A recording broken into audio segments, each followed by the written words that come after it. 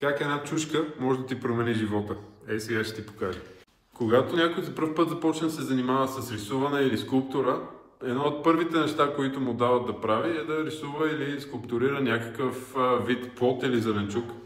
Защото техните форми са по-прости, но целта на упражнението е просто да се научат да виждат. Защото хората, които не са се занимавали до сега с рисуване, като им кажеш да ти нарисуват чушка, рисуват нещо е такова.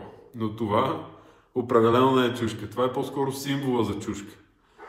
Дръжката не е просто чертичка, но хората в главата им това е чушката. Това е продълговато, заострено в единия край с дръжчица на край. Това, което може да ви научи това упражнение, е да спрете да знаете и да започнете да гледате.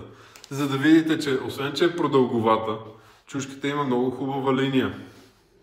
Има издотини, има вдлъбвания, има такива долинки, има разни такива, какво е това, петоъгълници, шестоъгълно сечение на дръжката, на захващането на дръжката.